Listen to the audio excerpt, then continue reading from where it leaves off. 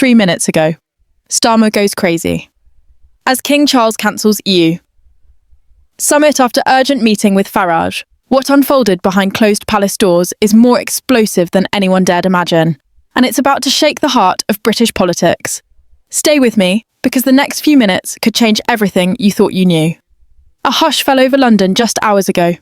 Not at Parliament, not in Downing Street, but inside Buckingham Palace, where King Charles, in a move almost unheard of in modern times, summoned Nigel Farage in the dead of night. The message was clear: an EU summit planned by Keir Starmer was cancelled. And the PM? He was about to go crazy. For months, rumours floated through Westminster. Behind the public speeches and committee votes, Starmer had been plotting a low-profile return to the EU sphere. Not a dramatic rejoin, no dazzling referendum, just quiet treaties, free movement alignments, border deals, all crafted in secret. Once the whispers reached palace ears, alarm bells rang. The king's advisors warned him. This silent EU plan threatens sovereignty. It must be halted. That's when Farage came into play, the man Starmer thought was buried in history. Farage slipped into the palace under cloak of darkness. No media blaring, no paparazzi flashes. He carried something powerful: documents, leaked emails, diplomatic notes outlining Starmer's hidden agenda. Inside the royal chambers, Farage laid them before King Charles. Words like regulatory alignment, migration leniency, and customs cooperation painted a picture of stealth reintegration into EU laws. This wasn't policy discussion, it was a constitutional alarm. Charles, who traditionally steers clear of direct political interference, paused. The gravity hit him, not in headlines or polls, but in truth. He stood, voice low but unwavering. This has to stop now. A phrase with seismic consequences. Summit cancelled, EU deal shelved. Starmer's silent strategy exposed before it could be launched. But the real shock came in how Starmer reacted. Within moments of the palace leak, gasps of panic erupted in Number 10. A summit cancellation isn't just a schedule change, it's a political demolition. Whitehall aides scrambled. Phone lines buzzed with Brussels contacts. He's losing it, insiders whisper. He's furious. Rumour has it he stormed the cabinet room, slamming his fists, demanding answers. How did Farage get clearance? How did Charles know? How did this plan slip from secrecy into royal command? Yet the king's orders carried weight. More than pomp, more than protocol. This was action. The summit was officially cancelled. Starmer was left in public limbo. No summit to address in Parliament. No press conference to control narrative. Just a glaring vacuum. And behind closed doors, the Prime Minister was reportedly considering his next move. Back down, release a statement, or fight the palace. Each option held risk. Meanwhile, across social media, the first reactions exploded. Within minutes, hashtags trended. #King halts. Summit, #Starmer mad, #Farage returns. Pubs, offices, factories, everyone shared the same question. What just happened? Who cancelled this summit? And why did the king step in? The narrative was building. Hidden betrayals, silenced democracy, royal intervention, and Nigel Farage, back in the centre of the storm. The public sensed something extraordinary. Not just drama, but constitutional rupture. A prime minister challenged not by opposition MPs, but by his king. And with Farage at his side. The question now, is this palace move a one-off, or the opening of a full-scale political quake? And where does Starmer go from here? Capitulation, crash, or counterstrike? The morning after the palace intervention did not bring clarity. It brought chaos. Britain woke up to headlines screaming of a royal shockwave, an aborted EU summit, and a furious Prime Minister caught off guard. What began as whispers in elite circles had now exploded into a national reckoning. Television screens replayed footage of a visibly agitated Starmer leaving Downing Street. Papers speculated about cabinet meltdowns. The internet was ablaze, but beneath the noise was a deep current of public betrayal, a sense that something fundamental had been hidden from them. People asked, how far had Starmer really gone in these secret EU talks? What else had been arranged behind their backs? Inside Number 10, aides rushed to repair the damage. Drafted statements were rewritten a dozen times. Advisors urged Starmer to spin the cancellation as a scheduling issue, but that excuse collapsed as evidence mounted. Leaked correspondences, exposed by Farage's team, revealed preparations for aligning UK food safety laws with EU standards, something that would force British farmers back under foreign regulations. More leaks showed emails discussing regulatory reconvergence, a phrase eerily similar to pre-Brexit conditions. It wasn't just optics. These were policy commitments drafted without public knowledge or parliamentary debate. The sense of outrage boiled over. In rural England, farmers who had supported Labour's promises of independence took to local radio and called in droves. "This wasn't what we voted for," one caller declared on BBC Kent. In coastal towns, once hollowed by EU fishing quotas, resentment stirred once more. Brexit had promised sovereignty. Now the very foundations of that promise seemed under threat, and the man they believed would protect it appeared complicit in undoing it. Protests began forming outside Westminster, not massive at first, but symbolic. British flags waved beside signs reading, "No return without consent," and "Hands off our sovereignty." Unlike the usual demonstrations, these had no party branding. They were grassroots, patriotic, and furious. The protesters weren't career activists. They were pensioners, veterans, builders, shopkeepers. Ordinary citizens who believed the democratic choice of Brexit was being unravelled in secret corridors. Back in the political battlefield, Starmer's allies began to crack under pressure. Senior Labour MPs, particularly those from Leave-supporting constituencies, reportedly voiced their discomfort privately. Some even considered resigning from key roles, unwilling to defend what they called a disastrous act of political hubris. Tensions within the party intensified as journalists exposed internal memos suggesting a strategy to minimise Brexit friction by quietly realigning with EU frameworks through diplomatic backchannels. The backlash wasn't just external, it was now internal, slicing through the party's fragile unity. Meanwhile, Nigel Farage was already seizing momentum. With precision timing, he held a press briefing outside Westminster that drew massive media attention. He stood confidently before cameras and declared, "The people voted for sovereignty, not shadow deals. This is a betrayal of epic proportions." His words struck a nerve. Unlike past years where critics dismissed him as a spent force, this time he had substance, leaks, facts, and timing on his side.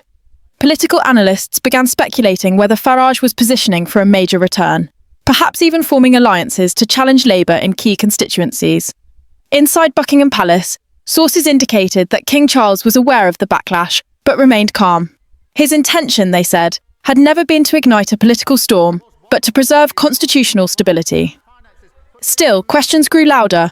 Was this a one-time intervention, or a signal that the monarchy might step in again if political leaders ignored the will of the people? As Starmer scrambled for damage control, public trust continued to erode.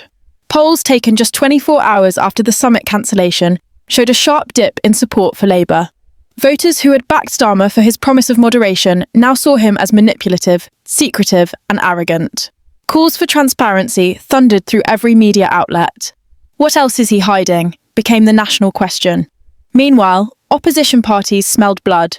Reform UK and fringe conservative factions began organising town halls and online forums, capitalising on the uproar. They presented themselves as defenders of the Brexit mandate, protectors of national pride, and champions of public voice.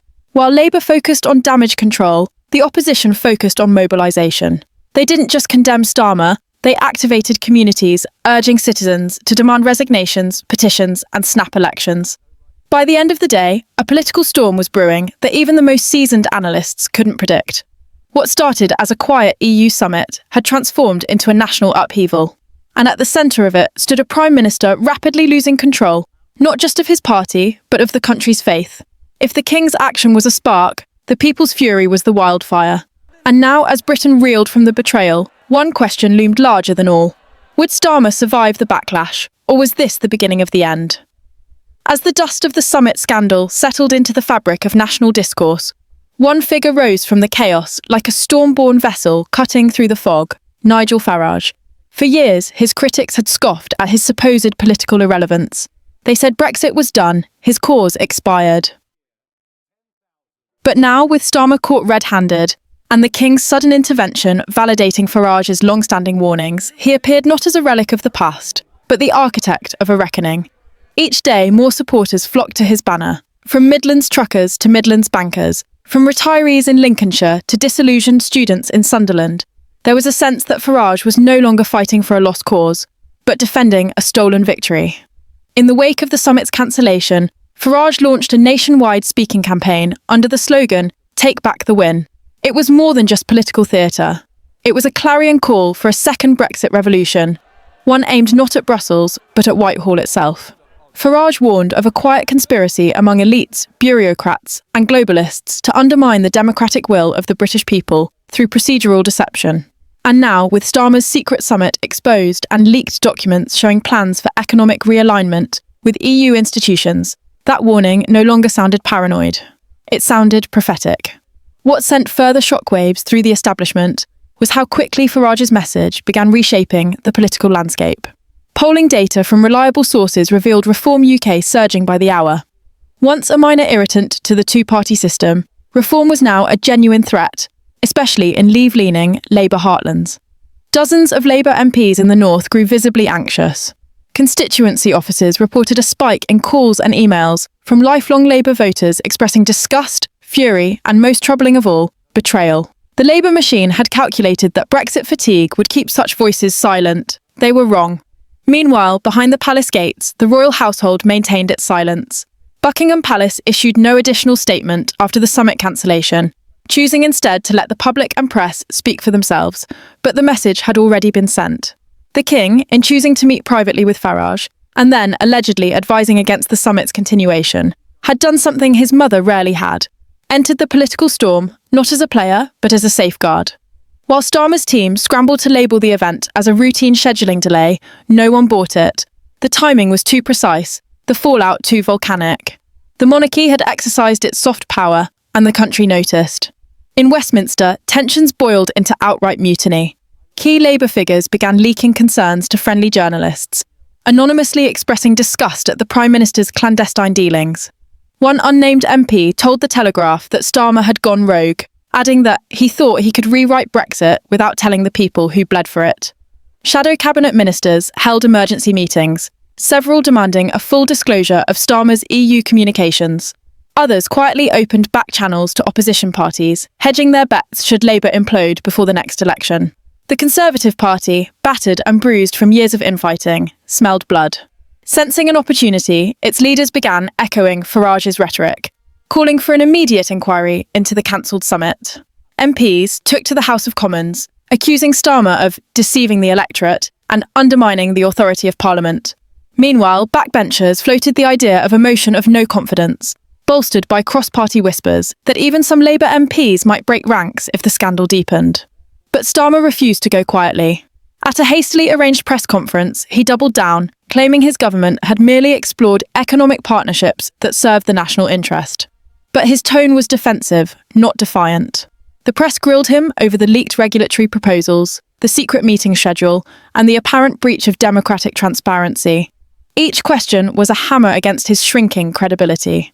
As the cameras zoomed in, the nation didn't see a leader in command. They saw a man cornered, gasping for political oxygen. Simultaneously, civil unrest simmered across the UK. In Birmingham, a spontaneous rally drew over 10,000 citizens waving banners proclaiming, "We voted out," and "No backdoor Brussels." In Liverpool, a group of fishermen marched along the docks with placards demanding an end to EU negotiations. In the digital sphere, hashtags like #CancelStarmer and #NoReturnToBrussels trended for days. But more alarming than the protests were the quiet defections.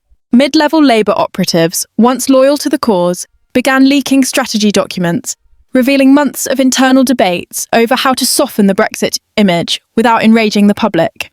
By the end of the week, Starmer's government stood on the edge of collapse. Allies turned into critics. Supporters became sceptics. His once comfortable lead in the polls evaporated in real time. And while the Prime Minister insisted he would press on, the country knew something irreversible had happened. Trust had been shattered. Sovereignty, once a symbol of victory, now felt like a battleground once again. All eyes now turned to two men: King Charles, the unexpected moral compass, and Nigel Farage, the political disruptor turned national hero. In a matter of days, the entire balance of British politics had been upended. And as whispers of a snap election filled the air, one thing became clear. This was no longer about policy. It was a war for the soul of the nation. As the scandal continued to escalate, it became increasingly clear that Starmer's grip on power was slipping beyond recovery. In the corridors of Westminster, ministers walked with guarded expressions, hushed conversations carried a sense of urgency, and the usual calm of government offices was shattered by frantic strategy meetings. The Prime Minister's attempts to deflect blame and reframe the summit's cancellation as a routine diplomatic shift no longer held water. Not when the evidence was overwhelming, not when public anger had boiled over into political fury, and not when the nation had seen the king intervene, pushing aside the charade to protect Britain's sovereignty. The symbolic cancellation of the EU summit wasn't merely a calendar adjustment, it was a declaration that betrayal had been identified and confronted. What followed was an unprecedented implosion of party unity. Within days, over 30 Labour MPs either resigned from their posts or submitted letters of no confidence. The Shadow Chancellor, long regarded as one of Starmer's closest allies, distanced herself publicly, stating that any plans to realign with Brussels must be subject to full parliamentary scrutiny and public debate. This public distancing sent shockwaves through Labour's remaining ranks. If the Chancellor wouldn't stand beside the Prime Minister, who would? The answer became painfully clear: very few. Constituency leaders from across the Midlands, Yorkshire and the North East reported resignations, defections and angry letters from former supporters. Labour's base was cracking from within. Meanwhile, King Charles maintained a dignified silence, refusing to engage in direct political commentary, but continuing to meet with constitutional experts and senior advisors behind closed doors. His message had been delivered subtly but powerfully. The Crown would not stand idle while the democratic voice of the people was ignored or manipulated. With the weight of royal tradition behind him, the King's symbolic act emboldened both Parliament and the public to demand accountability. The myth that Brexit could be quietly reversed in the shadows was permanently shattered. At the heart of this storm stood Starmer, increasingly isolated and visibly unravelling. Every appearance, every statement, every deflection only added to the public's growing distrust. His cabinet, once firm in their unity, had transformed into a battlefield of clashing interests and betrayal. Some whispered of replacing him internally, floating names of more neutral figures who could steady the ship. Others insisted that only a general election could restore legitimacy to the government. Even within Labour HQ, panic had set in. Secret internal memos, leaked by disillusioned staffers, revealed discussions of a possible emergency leadership transition to avoid a total electoral wipeout. Outside of Westminster, Nigel Farage's momentum was unstoppable. Reform UK's rallies began drawing tens of thousands. His message was clear, consistent, and relentless. This isn't just about Starmer. This is about a system that thinks it can erase your vote, your voice, and your future. With each fiery speech, Farage peeled away another layer of Labour's traditional base. Union leaders who once mocked him now appeared on stage beside him. Working-class voters, betrayed and disillusioned, flooded social media with endorsements, testimonials, and calls to action. Reform UK had evolved from a protest movement into a legitimate political juggernaut. Amidst this political firestorm, the Conservative Party saw a rare opportunity to regain lost ground. Party leader statements shifted to focus on restoring public trust, proposing emergency legislation that would forbid any future Prime Minister from engaging in EU negotiations without parliamentary approval. It was a shrewd move, framing themselves as defenders of sovereignty, while allowing the scandal to consume Labour from the inside. Yet, even among Tories, there was fear. If Reform UK's rise continued, it could split the right-wing vote and reshape Parliament entirely. This wasn't just a threat to Labour, it was an existential threat to the entire post-Brexit political order. In homes across Britain, people watched with disbelief as their government crumbled before their eyes. News outlets ran 24/7 coverage of resignations, protests and investigations. Radio shows were flooded with calls demanding Starmer's resignation.